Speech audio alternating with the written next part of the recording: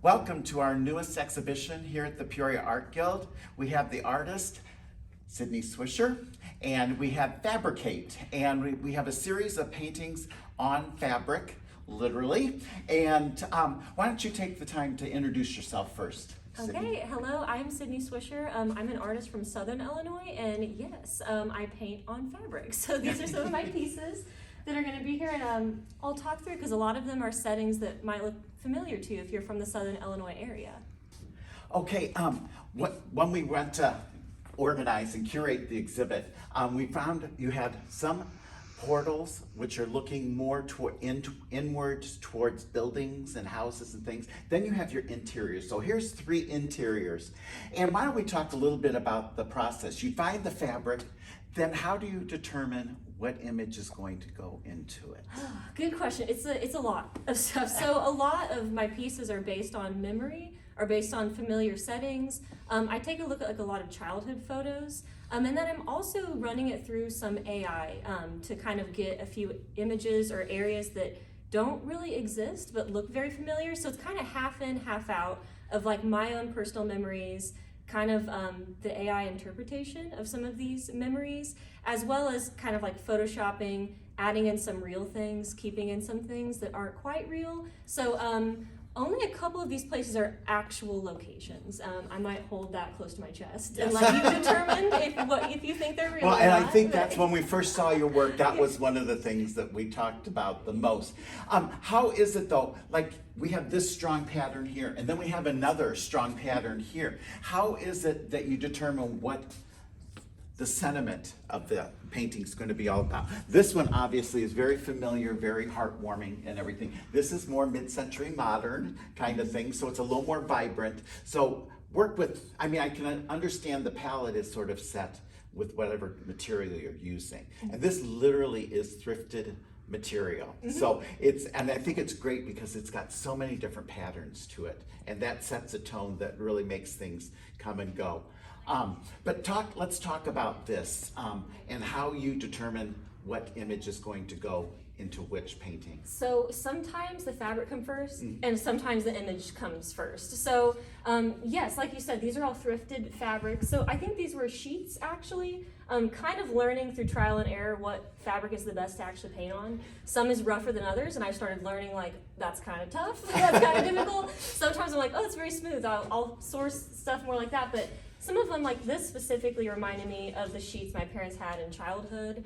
Some of them, it just hits you when you're like thrifting it and you're like, oh, that is very familiar. It looks like a couch.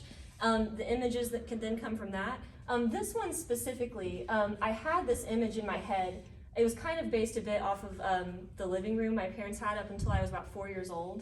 And I found the fabric that I just thought correlated very well. I'm putting them together in Photoshop most of the times. I'm changing, kind of seeing what works. But yes, I very much am kind of like taking pieces from the fabric colors to make the scene. It's kind of vice versa the whole time. Well, and sometimes they're so integrated, and sometimes they're almost like a frame. Like this one is definitely framing this thing. And I think we talked a little bit, this kind of reminds you of your grandmother's dining room table. And I think she even kind of thought maybe it was. Yes, she did. Yes. Which makes it, I think it's that familiarity though that makes it really, not just sentimental, but it makes it relatable. And I think that people can see that and understand, I've been in that situation before and everything. I think the other thing that's really interesting is the fact that in the history of painting, people have painted on different materials, but usually it's canvas or linen or even burlap, which is very rough.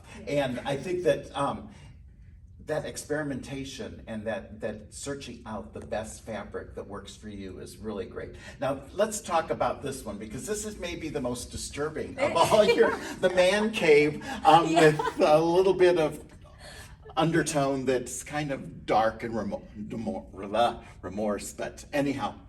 Yeah, oh gosh, love that you said that, because honestly I kind of love hearing that they look creepy. I'm like, that's great. I love heartwarming, but I'm trying not to get too cynical. But yes, this one definitely, it's probably the most like cynical of my pieces. I definitely wanted some dark, it's still some like warmth of like, it's like a family space, but I kind of really like the eerie ambiance. I liked the effect of it almost looking kind of smoky. I think a lot of us grew up in homes that Yes, were a but bit people smoky. were, it was more Yeah. acceptable back then. Yes, yeah, and this one definitely is one that the setting I had in my mind, but I put it together once I saw the fabric, because the fabric very read like this kind of a situation that I think a few people have been in. They've been in this man cave hunting cabin. Well, and it's a dark paisley, if you can't really tell. But I believe this one is also one that you did use AI to help you kind of do the formal arrangement of the living space and everything. And I believe that they added something on the table which was not real defined, was it? And so you kept it so that it's not real refined. Yes, a few. So it's like it changes a bit when you're using AI and when you're getting these prompts. I then put it in Photoshop and I add a few realistic things. I change things, and so some of these images on the wall, those are kind of just like an AI prompt. I really liked the family image here. I like that they're AI people, so I'm not making anyone feel too weird that like, oh, I'm in a painting. I wasn't expecting that, especially with something a little bit darker. And it screwed up the woman's face a little bit, and I really like some of those AI screw ups, like the table and the woman that it's like you can't really tell what it is exactly. I like to keep that in. And I think the main character is this wonderful deer head that just kind of grabs you and pulls you in. Now, this is the start of the Portal series, and I don't know if you work normally in series or not, but all the portals are, and as are the interiors, but they're very voyeuristic. And so we have it, but they also remind me a little bit of Hopper, because there's a human presence, but there isn't any human in it. And there's so few times that you actually do figurative work, and we will get to those. But in this case, it's a very real home, but only the light in the attic is on. And so it just gives an environmental kind of nuance that's like, what's going on in this painting? Yeah, I love that. If you're familiar with the photographer Todd Hito, so I actually started with photography. Yeah. I did photography for years, and he was one of my biggest inspirations. And exactly, the whole storyline of these spaces that like something's going on, you almost feel a little bit like, am I interrupting something? Am I showing up to an event that you're kind of unsure about? So I love the reference to Hopper. That's very well, fun. it's just it's so striking, and it's all about the geometry and the hard edge because of the structure itself. And then when we go from there, we go to this. And Jeff and I, when we were curating the show, the best thing I thought about the pair of these is that they're the same fabric, but they're treated totally differently. We have this wonderful image of a couple here, and then we have skunks. And Yes. so they're incorporated in a way that they take advantage of the palette colors, and yet also the design, all the florals and the soft edges, and then you put in a human here, and you put in this fluffy animal here. When did you determine that you were going to use the same fabric on two different subjects? If I'm being totally transparent, it just kind of happened because I like this fabric a lot. That's okay. It is like the fact that skunks and people, it is like a little bit, I really loved the way this fabric had the space to allow for movement through it. Very influenced by Kehinde Wiley with his work and work through the patterns. So the animal series were definitely some of my very first painting on fabric, with trying out some of that. Moving it up to people, I would love to hear what your interpretation would be about skunks versus a couple. I know that.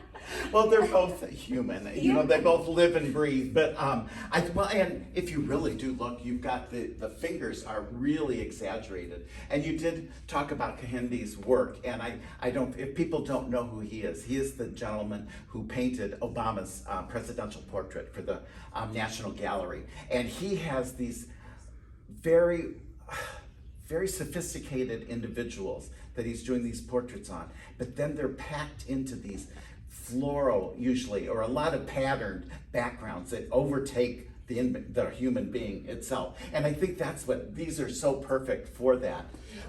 We return to the portal for these couple, and again, it's very voyeuristic, but why don't we talk a little bit about your process, because you do gesso some of the material so that you can get the paint on, and it's a little more stable for the work itself. Yes, so again, I was learning through trial and error, and I found out very quick, like, oh, oil paint erodes fabric. You won't have painting in several years if you're painting right onto it. So learning gesso, I actually started doing the fabric because I was like thrifting just plain white, blank white first, and kind of learning through that, the textures. When I started doing it actually on fabric, so this is one that these areas aren't gessoed, but the areas that were painted on do have a few layers of gesso. I started with like the white gesso to actually map out. It would essentially be this, and it'd be one big just pink splotch I'd paint on. I've since moved to a few of them later on. I found clear gesso. Yes. Rocked my world. So that's where. Well, and it makes the fabric more stable. Yes. And that's the most important thing. And I think with the clear gesso, that the fact is that you can extend it and it's not going to interrupt the oil painting at all, and that kind of process. Again, this is one of your most bold choices of fabric, but I just love it because we've got this, everyone's backyard. I mean, and it's just this simple little structure, and you have these very bold things, but you cut them out so that it almost looks like cloud, the formations become cloud-like.